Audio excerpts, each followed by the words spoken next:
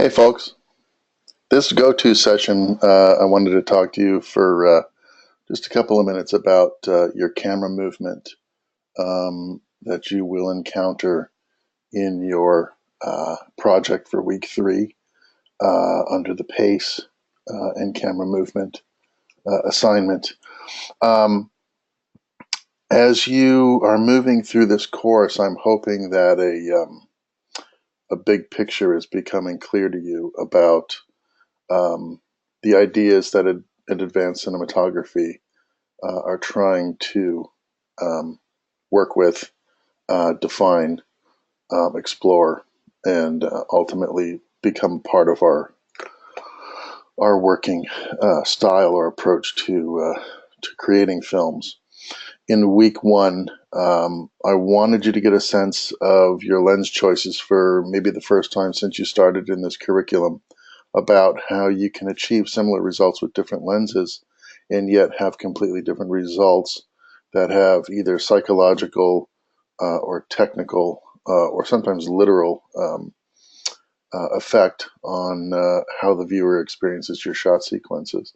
So the way we put shots together starts developing a rhythm in the film. Are we mostly wide tableaus? Are we moving into coverage? Are we splitting the coverage between a variety of sizes?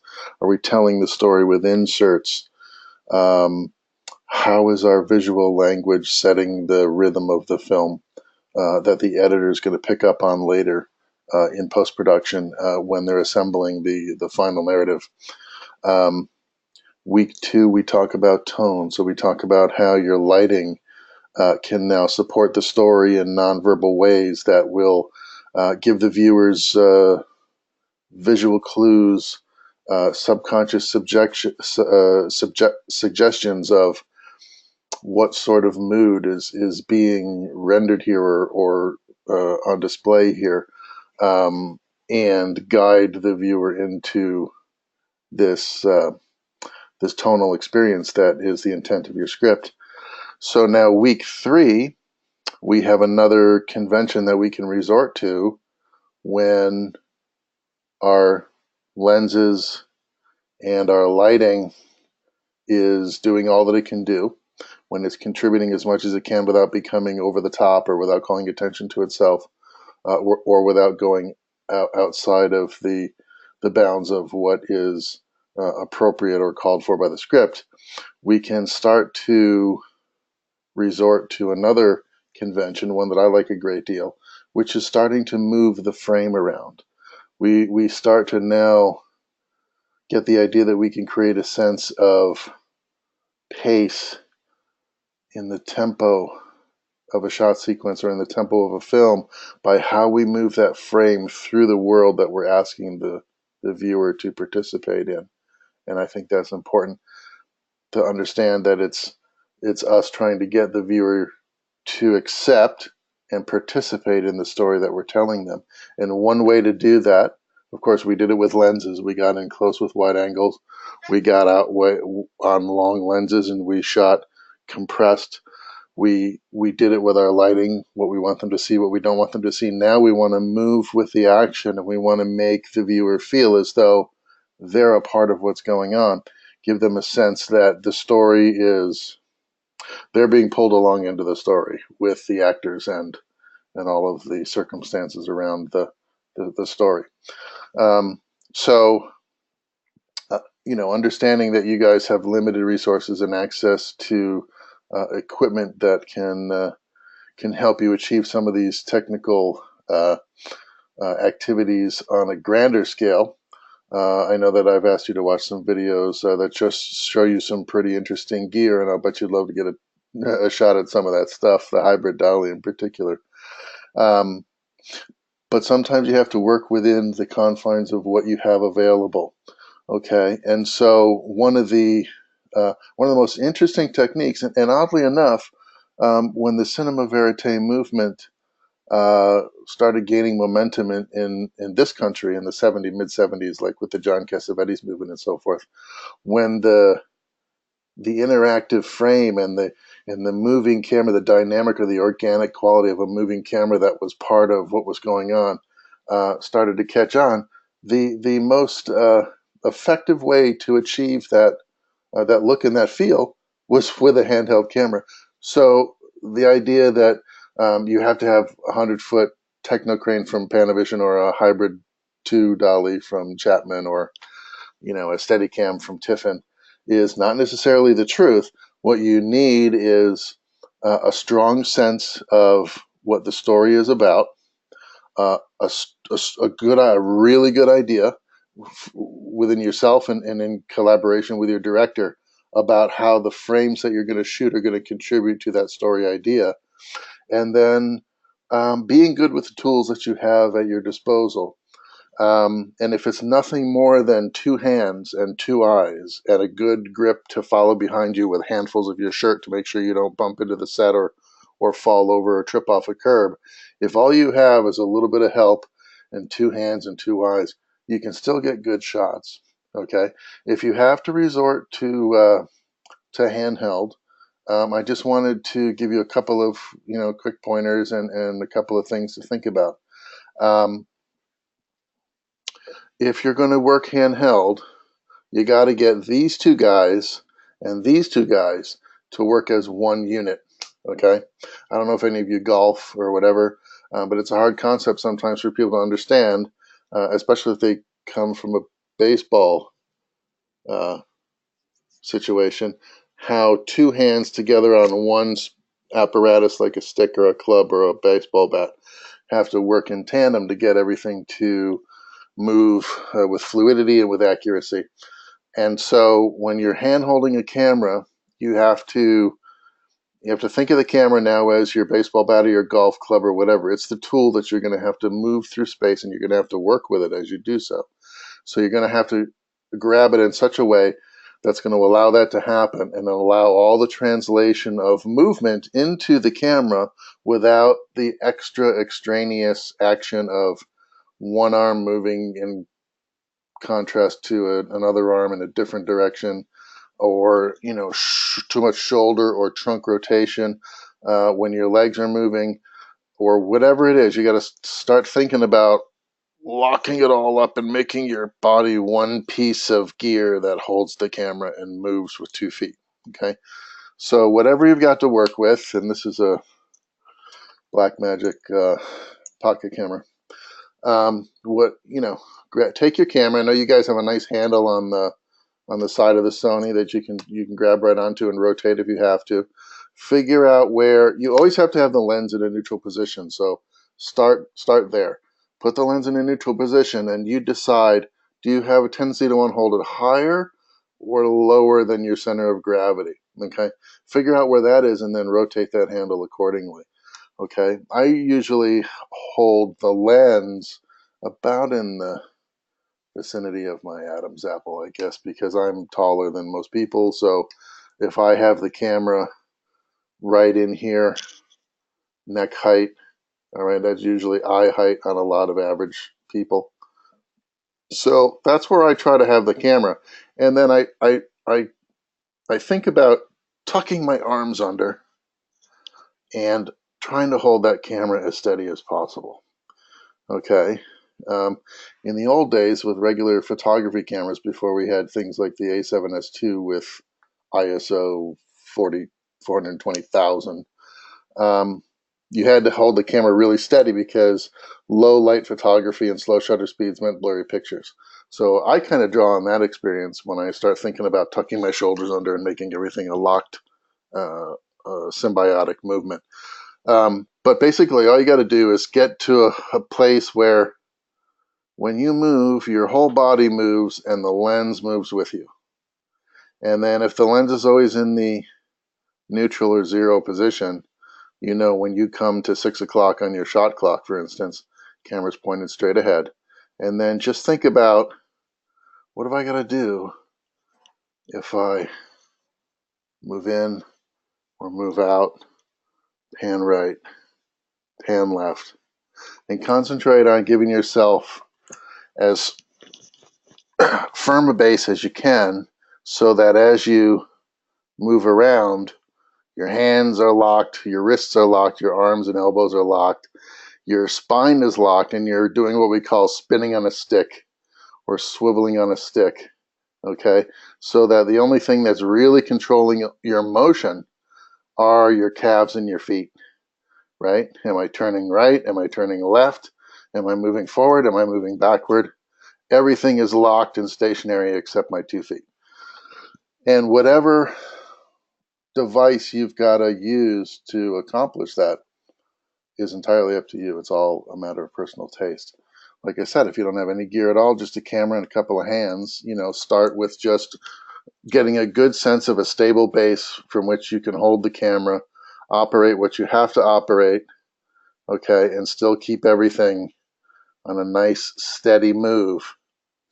Once you have as much of the extraneous movement dialed out of your performance, of your shot performance, take another look at the Tom Antos video I have you guys watching this week about, actually I think it was week 2, in the course of talking about his lighting for motion pictures, he gives you a couple of quick pointers about camera movement, and he throws in there a little bit about an app that you can put into Adobe Premiere that'll take some of the camera shake out of your handheld shots. Okay, that can be a really useful tool if you get this business down to where you can get some fairly smooth and even movements just with your hands. When you throw a little bit of that stabilization on there in post-production, believe it or not, you can get some pretty amazing looking camera moves, and you never used anything other than 2 hands and a camera. Okay, there are some other things out there that can help you. Obviously, if you have a tripod, nice smooth pans are something that I think a lot of camera people, especially young camera people, take for granted. A really effective pan, okay, is very steady, very even, not too fast, not too slow, and you do what we call feathering the stops. So you don't just come to a stop when you pan, you feather that, you put on the brakes slow, and you come in slow, and you never crash land anywhere because that has a tendency to put a psychological jiggle in the frame, even if the camera itself didn't shake when it came to a stop. Within the edit, if the editor hits that note just right, that pan, boom, can feel like a crash land, even though the camera was nice and steady. So you want to feather your stops, beginning and end, to make sure that you don't crash land on any one of those particular points. And you have nice transitions into whatever it is you want the audience to start to see. Okay, you can do a lot with a really good tripod. In the days of film, the camera assistant used to keep an eye on the operator and make sure that the operator didn't pan too fast from camera left to camera right. If you were going to execute a camera move with just a tripod head that was going to cover the entire frame from frame left to frame right, we were told by the ASC manual, which was our little handy guidebook, that a pan of that size should take a minimum of 7 seconds. If you panned from extreme camera left to extreme camera right any quicker than 7 seconds, the transport mechanism that's pulling the film through the gate and our own psychological persistence of vision wouldn't allow for a smooth visual concept. We would see something akin to a strobing effect, and it had more to do with the psychology of what was and wasn't being projected at the time of the move than it did about having the thing be unstable. With digital cameras, we don't have the shutter necessarily to think about in that way, but what we do have is the electronic progressive scan technology that's working in our CMOS sensors, and the fact that if we pan too quickly, vertical objects in the frame will have a tendency to look like they're moving in the wind, like so. We call that rubber shutter. Okay. It's a bit of a problem with digital cameras unless you have a camera like the Alexa or the Blackmagic cinema production camera in 4K or the Ursa that have, you know, the digital shutter adjustments.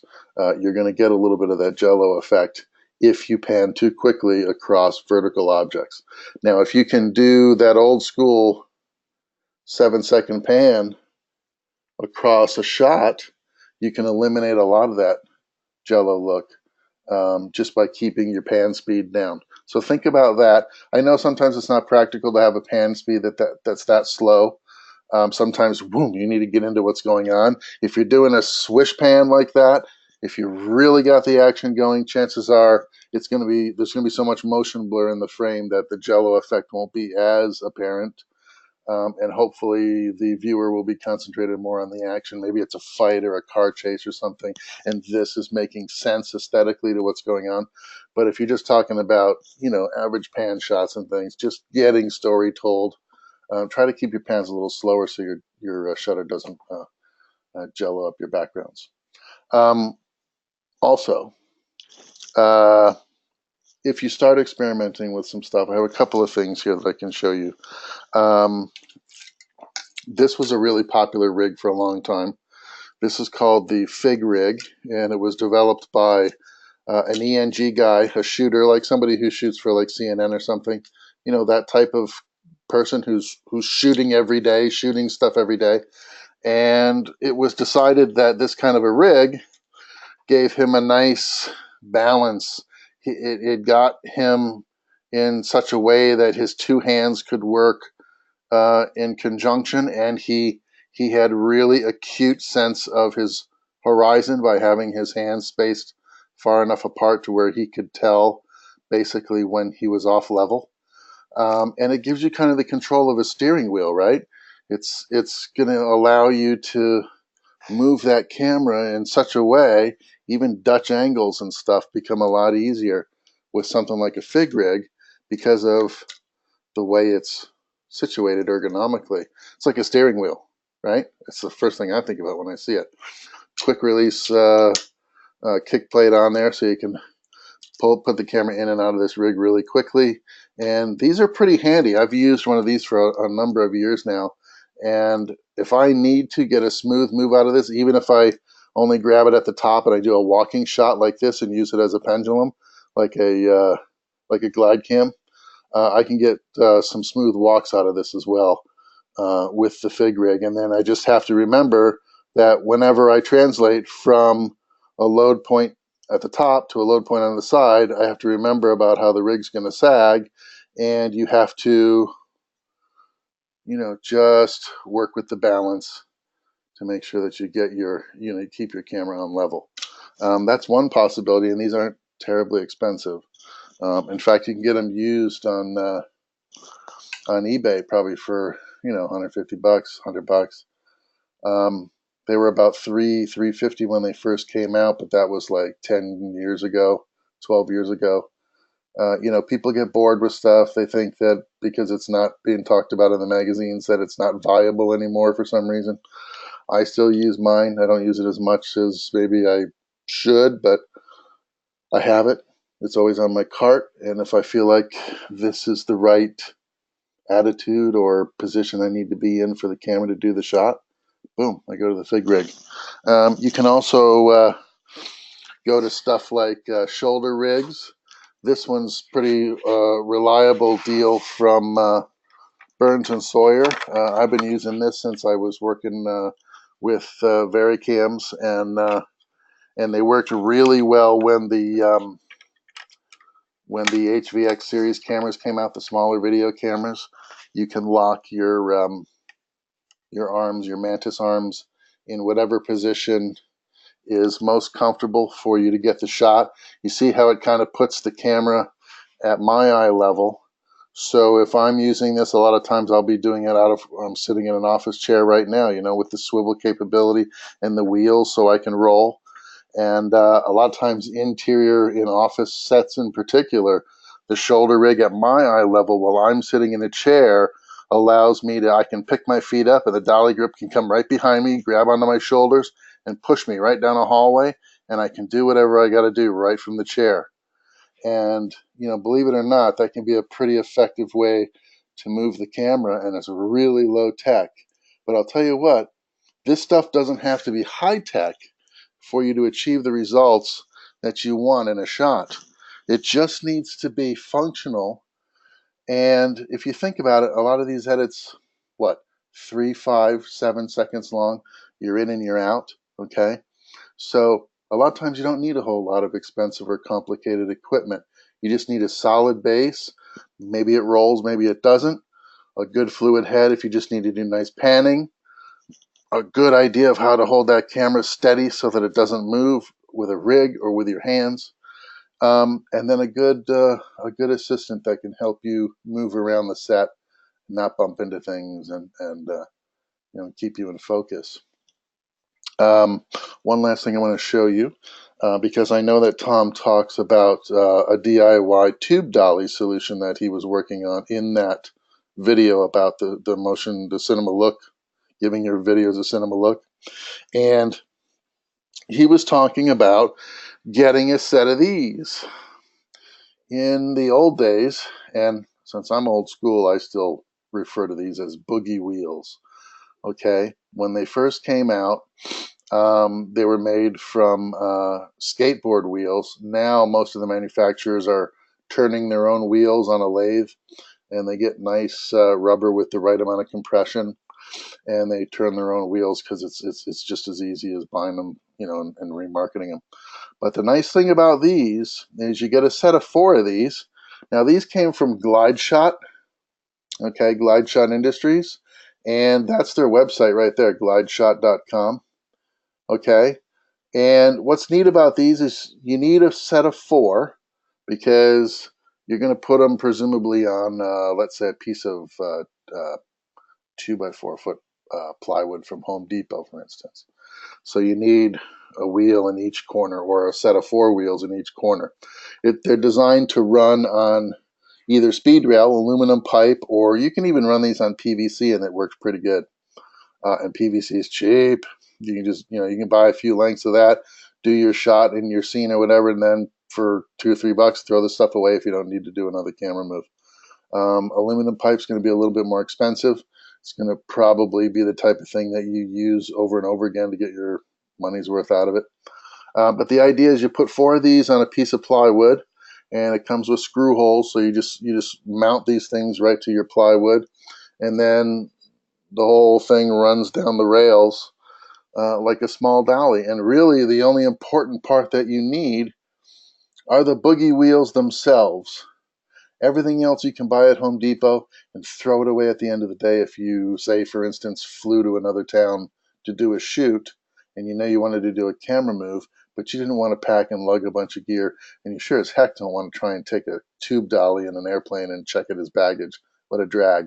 So you get 4 of these, and you throw them in a little case, and at the other end of your destination, you go to Home Depot, pick up a quick piece of plywood, some PVC, and you go off to the set and you screw the thing together, and boom, you're doing your dolly moves, and then when you're done, pitch it all away. Or give it to the local guys. They always appreciate getting free stuff at the end of a job. They build their kits out of whatever's left over. Let them have it. So in the future, you come to town again, they'll save all the pieces, and the next time you need to do a camera move, boom, they got your stuff ready to go. The glide shot idea translates into a lot of neat little products. Like this is an example of what we call a table dolly. So you can take these boogie wheels in this configuration and you make a small camera platform that moves on things like tabletops. You can do it on the floor if obviously, the camera is going to take up all the room on the platform. You're not going to be riding this joker yourself, but you can push it along on a surface and get a nice smooth camera move out of it. And again, it's just more of these boogie wheels on the bottom that are giving you that nice smooth tracking motion on a piece of pipe. Okay, so you can, if you can make it this size, obviously you can make it big enough for you to ride on if you feel like you need to be with the camera when it's moving, which is not a bad idea. You might want to make it a little stiffer than a single piece of plywood, but you get the idea. It can be done, and it can be done pretty cheaply and safely with a good set of boogie wheels. So check out Glide Shot, uh, and they can probably help you. I know that it was very reasonable for a set of 4 of these, and it was also equally very reasonable for their table dolly. And I'm not talking in the hundreds of dollars either. The stuff is nice, it's good quality, and it's very reasonable. And you can do a lot of very effective camera moves with a set of boogie wheels and a sandbag and an apple box or something for you to sit on. And like I said, a good, strong grip assistant who can push you from end to end on a piece of track. A lot can be done very low tech, very inexpensively. Think about some of this stuff this week when you're doing your film project. Um, I don't expect you to go out and rent a hybrid dolly or a jib or a crane, and I certainly don't want to condone you attempting to use a piece of gear that you haven't been effectively and professionally trained to use. But there's a lot that we can do between nothing and all that expensive gear, okay? And it just takes a little bit of ingenuity, a little bit of mechanical ability, and a few good places to start looking for suggestions. I hope this helps. Good luck with your project this week, and I look forward to seeing what you guys generate. All right, have fun with it. Remember, always have fun, right? Because if we can't have fun, what are we doing? All right, have a good night. I'll talk to you guys again soon.